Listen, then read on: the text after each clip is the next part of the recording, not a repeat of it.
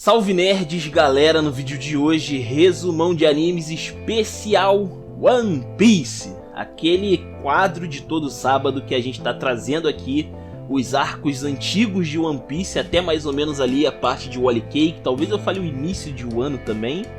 Mas, enfim, a bola da vez é o arco de Log Town, tá? Que eu vou linkar aqui com dois arcos também. O arco do Bug, o palhaço, ele ganhou um mini arco próprio aqui, tá?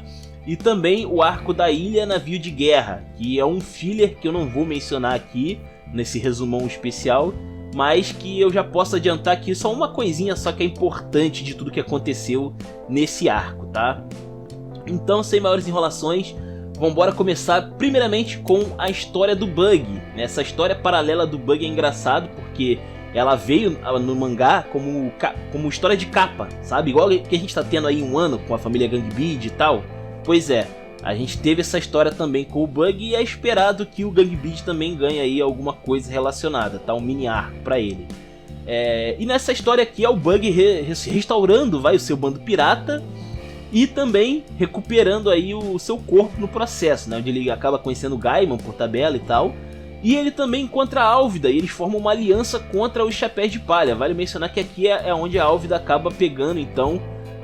aliás, acaba mostrando que ela comeu a Sub-Sub-no-Mi, que é aquela fruta do diabo que mostra aí que ela ficou magrinha, né? Ficou gasosa pra caramba a Álvida aí, além de ainda manter totalmente a força dela, né? Ela ficou magrinha, ficou lisa, esguia, esbelta, suave, mas também ela continua extremamente poderosa, tá? Ela sempre foi mais forte que o Bug, acho que ninguém duvida, vai? Mas ok.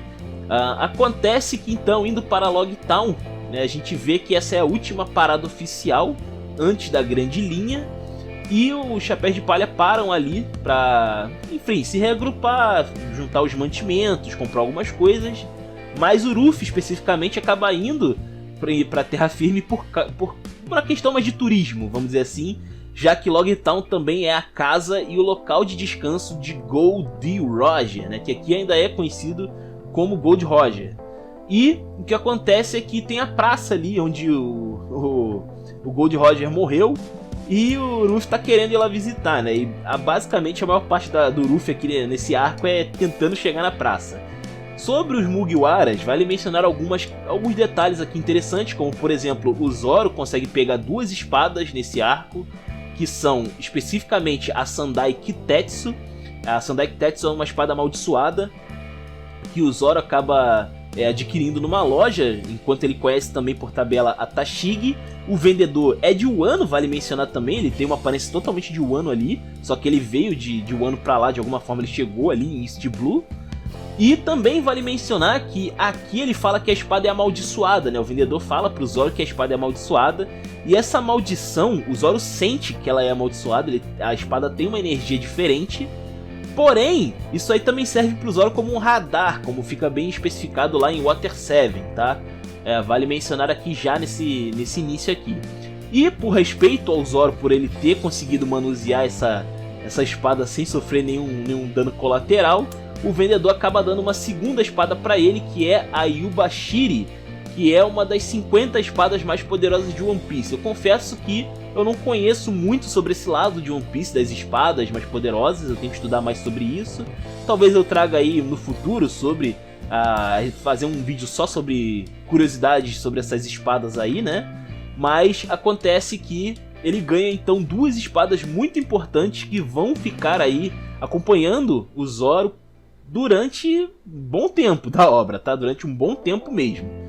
Então, a gente também tem aqui mais dois episódios, um focado no Usopp e o outro focado no Sandy, tá? O Usopp especificamente tem um episódio focado ali entre ele e o Dead Masterson. Esse cara ele aparece muito pouco, mas ele é bem interessante para a obra, principalmente porque ele conheceu o Yasopp, que é o pai do Usopp, e eles tiveram um duelo. Esse Dead Masterson, ele é conhecido por nunca perder um duelo, a não ser para o Yasopp. O Yasopp acabou ganhando ele um duelo formalmente, e então ele tem esse ressentimento, né, de ter perdido para ele.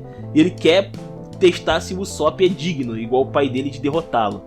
Claro que o Usopp não é burro de lutar num combate quase até a morte, né? Então ele acaba aí convencendo o cara a fazer um duelo de pontaria, onde o Usopp acaba derrotando o cara usando o estilingue. E cara, bem legal essa parada, porque primeiro, mostra que o Usopp tem uma mira melhor que praticamente o maior pistoleiro do mundo, um dos maiores do mundo. E assim, o próprio Dead Masterson acaba respeitando o Usopp por isso, já no início da história.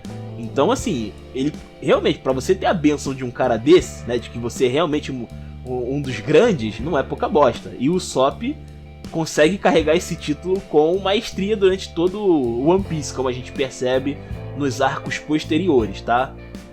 E o Sanji, ele tem um episódio mais pacífico, vamos dizer assim, né? Onde ele acaba conhecendo a Carmen. E essa Carmen, ela é a maior cozinheira de East Blue, e ela conhece a história dos cozinheiros do Baratie, porque o Baratie acaba ganhando destaque no mundo por causa do que aconteceu lá no arco deles, né? Com toda aquela história do bando do Don Krieg, com o Mihawk indo lá e tal. Toda essa desgraça que aconteceu lá resultou no Baratie ficando famoso e na galera que trabalha lá também ficando famosa, tá? E o Sanji então acaba tendo uma competição aí de culinária para o vencedor ganhar um peixe premiado que o Sanji estava querendo, e o Sanji acaba ganhando, né? Então isso aqui tem ligação, essa fama que o Baratie ganha tem ligação lá com o Whole Cake, porque a galera de Whole Cake só sabe que o Sanji tá lá por causa disso. Foi assim que eles descobriram que o Baratie tinha conexão com o Sanji, e é por isso que eles fazem o Baratie de refém depois na história lá de Whole Cake, tá? Vale mencionar aqui. A Nami, bom, ela basicamente fica fazendo nanices durante o arco, né? Onde ela acaba fazendo suas malandragens, e o Zoro acaba se endividando pra cacete com ela também, vale mencionar aqui, tá? E o Ruffy fica de turistão aí no arco, andando pra lá e pra cá, tentando achar o local de execução do Gold Roger, né? E aqui a gente tem dois eventos interessantes, que é quando os piratas do Bug e da Álvida conseguem finalmente encontrar o Ruffy. E cara, o Bug quase executa o Ruffy. Ele quase executa o nosso querido Chapéu de Palha, o que é impressionante. Mas acaba que a natureza, podemos dizer assim, era contra essa execução, já que um raio acaba caindo no palanque ali da execução, impedindo que o Ruffy morra, né? Nas mãos do Bug, o bobo palhaço. Porém, entretanto, contudo, todavia, o Ruffy quase morreu uma segunda vez, ou pelo menos quase foi detido, wasted, já que ele acaba enfrentando o Smoke aqui, e é a primeira vez que o Ruffy encara um usuário de Logia. Também é a primeira vez, eu acho, que o Logia aparece.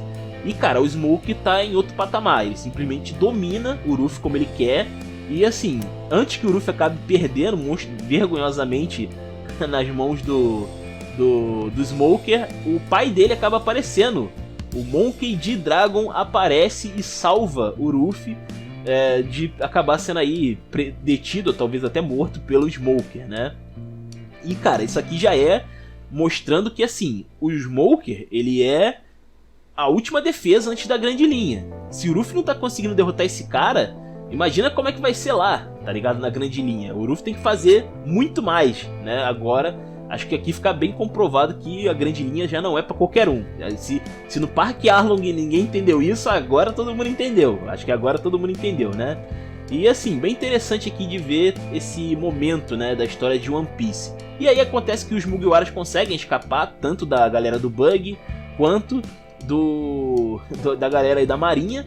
Vale mencionar que a Tashigi, ela também luta contra o Zoro e ela perde. O Zoro não quer lutar contra ela porque ela lembra a Kuina, mas o Zoro consegue vencer ela, né? Ela é meio estabanada e tal, mas ela luta bem até. A Tashigi luta de maneira bastante interessante, e ela acaba criando uma rivalidade com o Zoro, né? Pra saber quem é o melhor espadachim aí no futuro, e ela promete que vai capturar o Zoro no futuro da obra. E o Smoker meio que faz essa promessa também, só que para o Ruffy. Então acontece que esses dois aí acabam perseguindo os Mugiwaras na grande linha depois por um bom tempo, inclusive, tá? Então bem interessante aí de ver de mencionar essa parte aí da história de Logtown. E depois que eles saem de Logtown, eles deveriam ir direto para a Cachoeira Reversa, né?